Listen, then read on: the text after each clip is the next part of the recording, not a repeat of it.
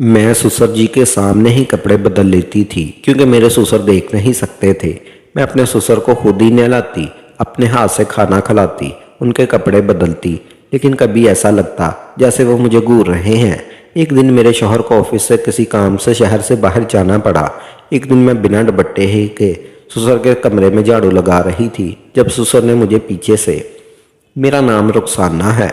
मेरी शादी ऐसे ससुराल में हुई थी जहाँ पर मेरे शौहर और मेरे ससुर के अलावा कोई नहीं रहता था। जब ये रिश्ता हमारे घर पर आया था तो मेरे वालिदैन को बहुत अच्छा लगा था, क्योंकि आजकल कौन नहीं चाहता कि छोटी फैमिली में अपनी बेटी की शादी हो जाए।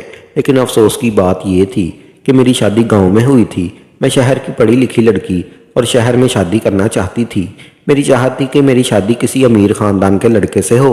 सुना था कि ये लड़का अच्छी नौकरी करता है, लेकिन मैं तो शहर के पढ़े लिखे लड़के से शादी करना चाहती थी, जबकि ये लड़का गांव का पढ़ा लिखा था। जब मेरे वालिदैन ने मुझे ये बताया ये लड़का बहुत अच्छा है और शहर में ही नौकरी करता है, लेकिन मैं ऐसे लड़के से भी शादी नहीं करना चाहती थी जो कुछ दिनों बाद ही मुझे छोड़कर शहर चला जाए और उसके बिना ही मुझे अपनी ज़िंदगी अकेले ससुराल में रहकर गुजारनी पड़े। मेरे वालिदैन ने मुझे बताया कि वह लड़का शहर में नौकरी ज़रूर करता है, लेकिन रहता अपने घर पर ही है, लेकिन मुस्तकिल रहकर शहर में नौकरी नहीं करता। वो अपनी गाड़ी से सुबह शहर की नौकरी करने के लिए रवाना हो जाता है और रात को अपने ऑफिस से घर आ जाता है। उसका मतलब ये था कि मुझे बड़ी आसानी हो जाती अगर मेरी शादी इस लड़के के साथ हो जाती। तो मुझे जब भी अपने मायके आना होता मैं इसके साथ आ जाती और रात को अपने घर को चली जाती। मुझे अपने वालिदैन से ज़्यादा दूर नहीं रहना पड़ता था। लड़का देखने में बहुत स्मार्ट था, पढ़ा लिखा था, फैमिली मेम्बर भी बहुत कम थे। सुना था कि गांव में इसका बहुत बड़ा मकान है और सिर्फ एक ससुर है जिनकी आंखों से नज़र नहीं आता। वो बेचारे अंधे हैं। बेटा अपनी मर्जी से शादी कर रहा है क्योंकि वो चाहता है कि उसके वालिद की खिदमत करने के लिए घर में बहू आ जाए। जिस लड़के के साथ मेरी शादी होने वाली थी वो घर का इकलौता बेटा था। उसकी माँ तो काफ़ी साल पहले ही मर चुकी थी। घर में सिर्फ दो बाप बेटा ही रहते थे। सुना था काफ़ी सालों से इन लोगों ने एक मुस्तकिल नौकरानी रखी हुई थी और नौकरानी पिछले 4 महीने पहले नौकरी छोड़कर जा चुकी थी और तभी से इन दोनों को घर में काम की परेशानी होने लगी थी। भला वो कब तक नौकरानी के सहारे ज़िंदगी गुजार सकते थे। एक न एक दिन तो उनके बेटे को शादी करनी ही थी। ऐसा नहीं था कि मेरे ससुर शुरू से ही अंधे थे, क्योंकि उनकी आंखों की रोशनी लगभग 3 साल पहले ही गई।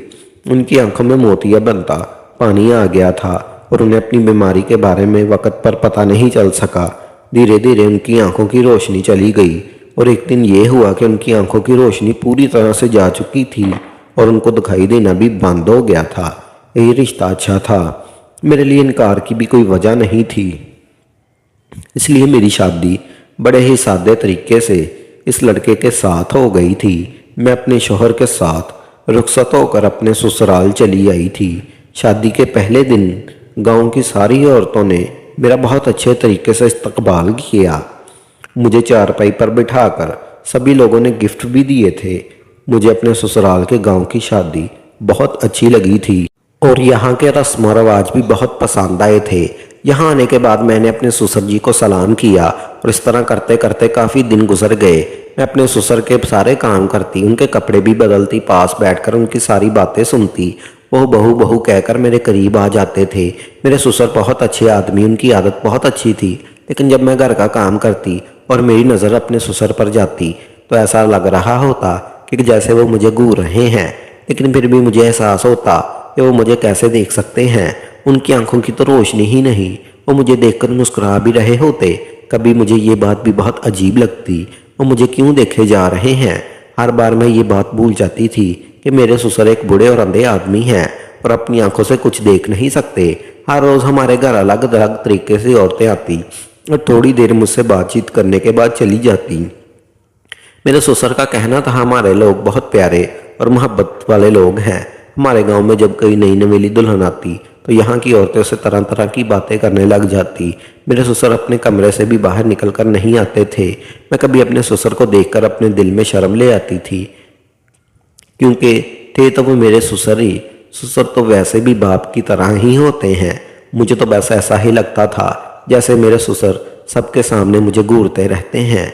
कभी कभी तो मैं अपने माथे पर बल्ब भी डालकर उनको घूरने लगती थी। मैं पागल हो गई थी। हर बार ये बात भूल जाती थी कि मेरे ससुर रोंदे हैं, क्योंकि हमारे घर में कभी कोई ऐसा था ही नहीं, इसलिए मुझे ऐसे लोगों की आदत भी नहीं थी।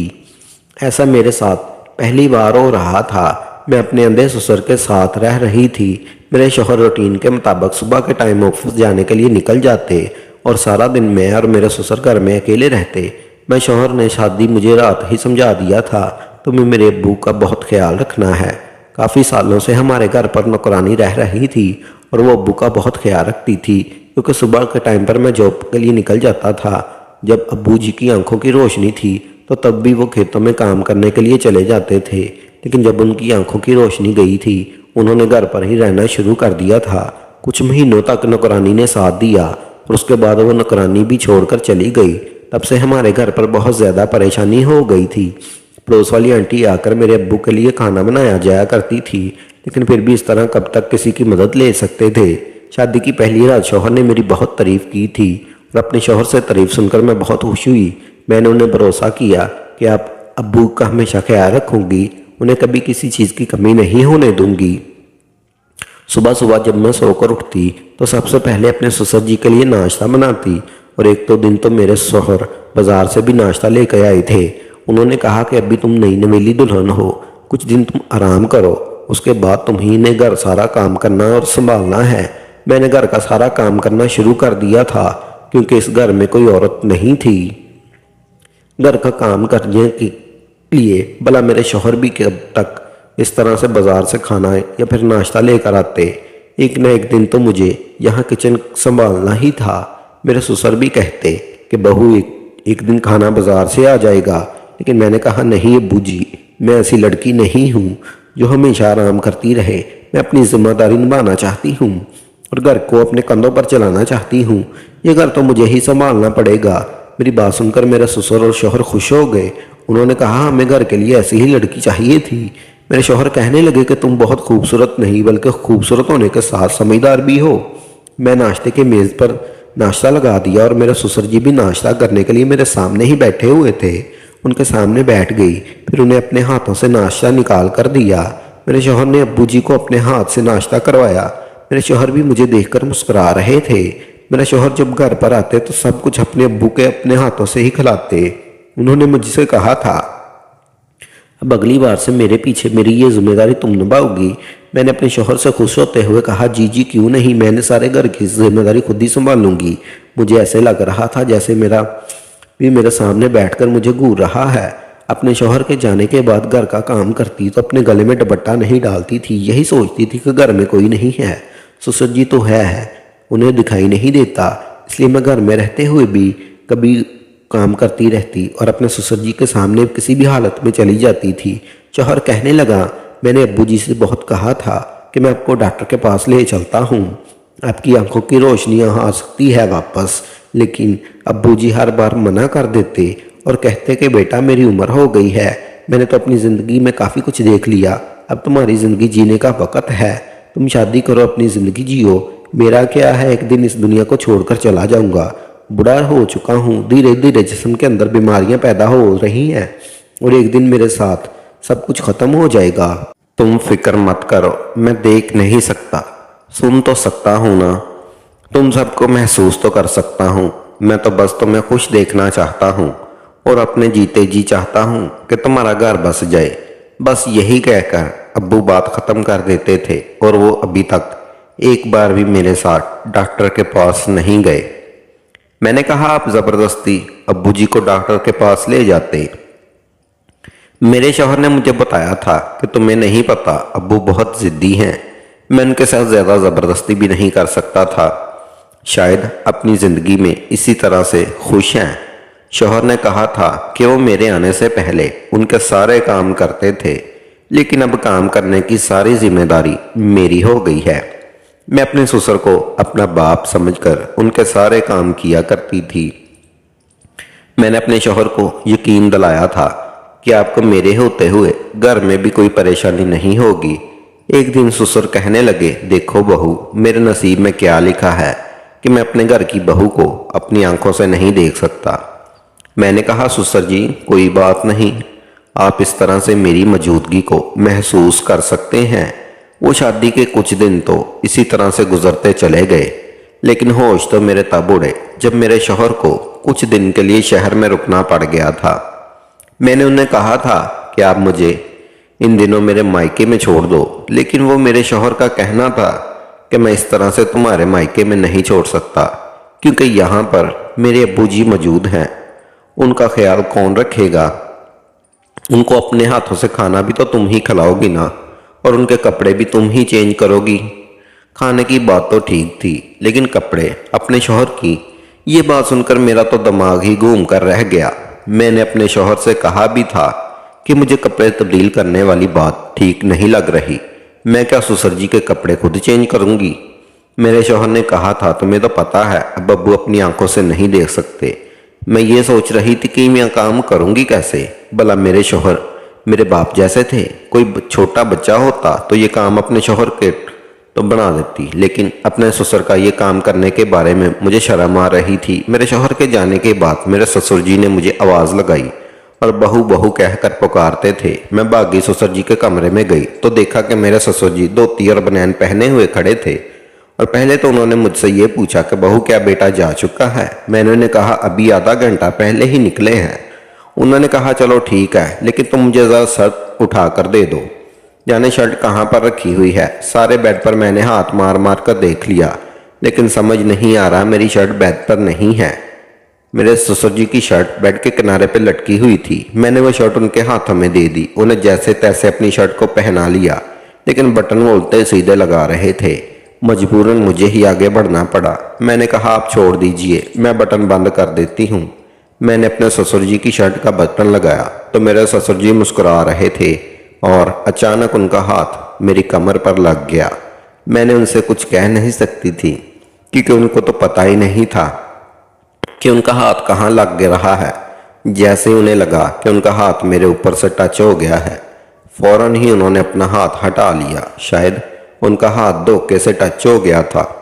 मैंने उनको शर्ट पहना दी थी। फिर मेरे ससुर ने कहा बहू मेरे बाल बना दो। मैंने ड्रेसिंग से कंघा लेकर अपने ससुर के बाल भी बना दिए थे। मेरे ससुर कहने लगे बहू ज़रा मुझे अपने हाथ दो। मैंने कहा क्यों अब्बू जी क्या हुआ? तो वो कहने लगे दो तो ज़रा। मैंने डरते डरते उन्हें अपने हाथ पकड़ा दिए थे। मैं ये सोच रही थी कि वो क्यों मेरा हाथ पकड़ना चाहते हैं। उन्होंने मेरे दोनों हाथ अपने हाथों में थाम लिए और कहने लगे तुम्हारा बहुत बहुत शुक्रिया, तुमने हमारे घर को बहुत अच्छे तरीके से संभाल रखा है। तुम्हारी जगह अगर कोई और औरत होती तो शायद कभी ना संभाल पाती। मेरे ससुर जी ने मेरे हाथों को बड़ी मजबूती के साथ अपने हाथों में जकड़ लिया था। मैं उनके हाथों से अपने हाथों को छुड़ाने की कोशिश कर रही थी, लेकिन उन्होंने कहा बहू अभी यहाँ पर ही रहो, इतनी जल्दी जाने की क्या ज़रूरत है? मैं तुम्हारा शुक्र अदा करना चाहता हूँ।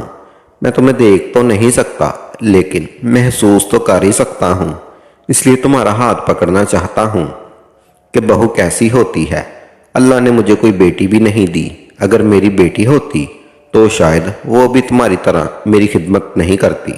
तुम्हें पता है जब मेरी बीवी की मौत हुई थी तब मुझे उसकी मौत का बड़ा अफसोस हुआ था, क्योंकि वो मेरी हमसफ़र थी और हमारे घर की इकलौती औरत थी। मेरे बेटे को और मुझे छोड़कर इस दुनिया से चली गई थी। दोनों को बहुत अच्छी तरह से संभालती थी, लेकिन उसके बाद सारी जिम्मेदारी अकेले मेरे बेटे के कंधे पर आ गई। और शादी के बाद तुमने अभी कुछ दिन अच्छी तरह गुजारे भी नहीं, क्योंकि मेरा सारा बोझ तुम पर पड़ गया। वो बड़े अफसोस के साथ ये सब कुछ कह रहे थे। मैंने कहा किसी पर बोझ नहीं हूँ मैं, और मुझे तो बिल्कुल भी नहीं हूँ। मैं आपकी बेटी की तरह हूँ, आप मुझे अपनी बेटी ही समझो। मेरी बात सुनकर मुस्कुराने लगे थे। कहने लगे तुम बहुत अच्छी हो और मेरा कितना ख्याल रखती हो। लेकिन अभी उन्होंने मेरा हाथ बड़ी मजबूती के साथ पकड़ा हुआ था। मैंने उनसे कहा अब्बू जी मेरा हाथ छोड़ दीजिए, मुझे किचन में जाकर खाना बनाना है। मेरे ससुर ने मेरे हाथ छोड़ दिए और मैं फ़ौरन किचन में चली आई। जैसे जैसे वक्त गुजरता गया मेरे ससुर की हरकतें कुछ अजीब सी होने लगी थी। 3 महीने गुजर गए। मेरे ससुर के साथ मेरे बहुत ज़्यादा फ्री होने लगे। अब तो वो मुझे आवाज़ लगा कर कहते मुझे शर्ट पहना दो, बटन मुझसे ठीक बंद नहीं होते, और कभी कहते मेरे सर में मालिश कर दो और मेरी टांगें दबा दो, और कभी मुझसे अपने सर में तेल लगवाते। छोटे मोटे काम तो वो खुद भी कर सकते थे। शादी से पहले मुझे लगा था मेरे ससुराल में सिर्फ मेरे शौहर और मेरे ससुर हैं, तो मुझे घर में कोई काम ही नहीं करना होगा। लेकिन मैं तो अपने ससुर की वजह से गन चक्कर सी बनकर रह गई थी। बस मुझे काम ही काम होते थे, मुझे आराम करने का मौका ही नहीं मिलता था, क्योंकि मेरे ससुर जी के बहुत सारे काम होते थे। वो बहाने बहाने से मुझे आवाज़ लगाकर अपने काम निकलवाते रहते थे। मैं मौका देखकर आराम करने के लिए अपने कमरे में ही गई थी और मुझे जाकर लेट गई। काम करते करते बहुत थक जाती थी, इसलिए मेरा रवैया बहुत ज़्यादा चिड़चिड़ा सा होने लगा था। अपने मायके में मैंने इतना ज़्यादा काम नहीं किया था। आज मैं 8 बजे अपने कमरे में सो गई थी। मेरे कमरे का दरवाज़ा खुला ही रहता था। मैं बहुत गहरी नींद में सो रही थी, पर अचानक घबराकर मेरी आंख खुल गई, क्योंकि मेरे ससुर मेरे साथ लेट गए। मैंने कहा, अब्बू जी ये क्या बदतमीज़ी है, और आपको अंधे हैं? वो कहने लगे, मैं अंधा नहीं हूँ, पहले दिन से ही तुम मुझे बहुत पसंद आ गई थी, इसीलिए बहाने बहाने से तुम्हें छूता था। फिर मेरे ससुर ने मुझे ज़ोर से पकड़ लिया और मेरी इज्जत को तार तार कर दिया। मैं रोती चलाती रही, लेकिन ससुर ने मेरी एक ना सुनी और मेरी ज़िंदगी बर्बाद कर दी।